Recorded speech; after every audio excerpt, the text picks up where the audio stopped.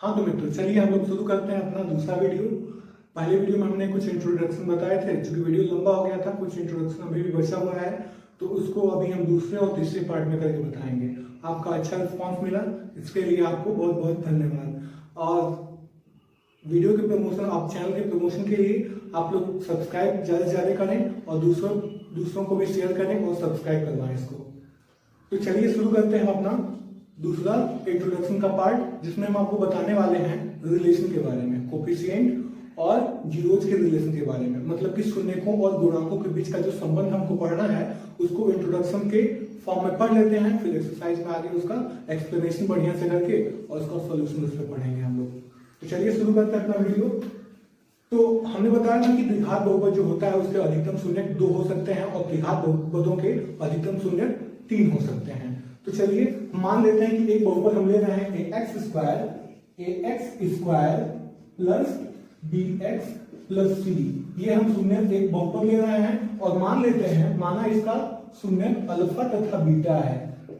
मान लेते हैं कि इसका शून्यक अल्फा तथा बीटा है। तब दो रिलेशन इस पे होते हैं। जो पहला रिलेशन है वो होता है alpha plus beta is equal to minus B upon A, जहां ए बी सी ये तीनों हैं वो उन्हीं को हम गुणांक कहते हैं और अल्फा बीटा हमने माने हैं दो शून्यक।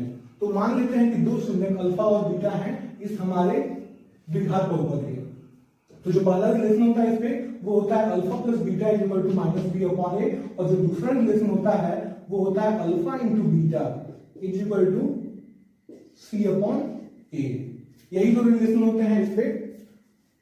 और त्रिघात बहुपद के लिए ठीक इसी प्रकार त्रिघात बहुपद के लिए 3 शून्य हो जाएंगे, तो उसका भी देख लेते हैं लोग।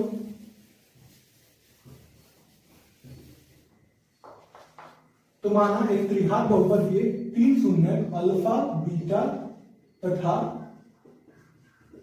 गामा है। माना एक त्रिघात बहुपद के 3 शून्य अल्फा बीटा तथा गामा है, तथा वह बहुपद x cube plus B x square plus C x plus D हो। तो पहला जो रिलेशन होता है, इसमें 3 रिलेशन होते हैं। जो पहला रिलेशन होता है वो होता है alpha plus beta plus gamma is equal to minus B by A, और जो दूसरा रिलेशन होता है वो होता है alpha beta plus beta gamma plus gamma alpha is equal to C by A. और जो तीसरा रिलेशन होता है हम लोगों का वो होता है alpha into beta into gamma is equal to minus D बटे A, minus D by A. तो ये होते हैं त्रिघात बहुपद के लिए 3 रिलेशन।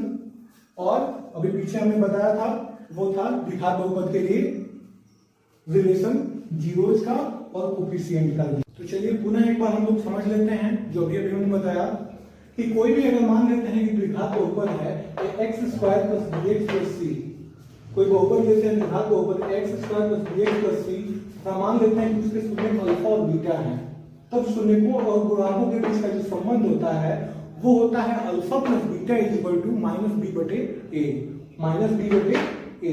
तथा जो दूसरा संबंध होता है जीरोज और कोफिशिएंट के बीच, शून्यकों और गुणांकों के बीच, वो होता है alpha into beta is equal to C upon A, जहां ए बी सी तीनों के तीनों गुणांक हैं बहुपद के हमारे, और अल्फा बीटा को हमने माना है कि ये शून्यक है।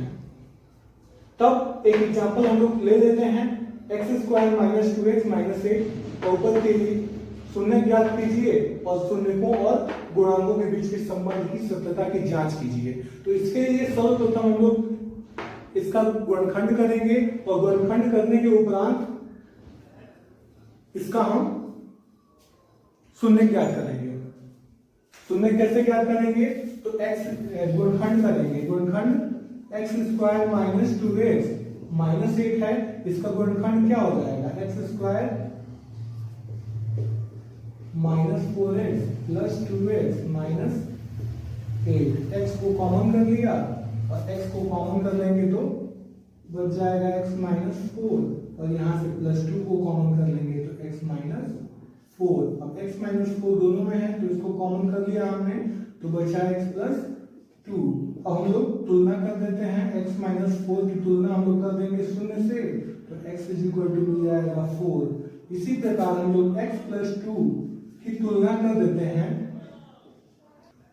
तो यहाँ पे x minus 4 is equal to 0, मतलब x माइनस 4 की तुलना हमने 0 से किया तो x इज इक्वल टू 4 मिला। फिर से ऐसे ही हम x प्लस 2 की तुलना 0 से कर देते हैं, 0 से कर देते हैं, तो x is equal to minus 2 मिल जाएगा। और यही हमारे दो शून्य हो जाएंगे बहुपद के लिए। तो अल्फा एक को हम अल्फा मान लेंगे, तो माना अल्फा बराबर 4 हो जाएगा, तो बीटा बराबर माइनस 2 हो जाएगा। तो यहाँ पे अल्फा और बीटा की वैल्यू मिल गई है। अब हम लोग ए बी सी की वैल्यू प्राप्त कर लेते हैं। तो जो बहुपद दिया गया होता है उसकी तुलना हम व्यापक रूप से कर देते हैं, मतलब जनरल फॉर्म जो होता है पॉलिनोमियल का, उससे कर देते हैं। तो ये द्विघात बहुपद है, क्वाड्रेटिक पॉलिनोमियल है, तो हम लिखेंगे x square minus 2x minus 8 की तुलना x square plus B x plus C से करने पर, और जब हम तुलना करते हैं, कंपेयर करते हैं, तो गुणांकों का तुलना होता है। तो एक्स स्क्वायर का गुणांक ये है और यहाँ पे एक्स स्क्वायर का गुणांक कुछ नहीं है तो 1 है। तो यहाँ पे a की जगह पे क्या है, 1 है, तो यहाँ पे हमको मिल जाएगा a इज इक्वल टू 1।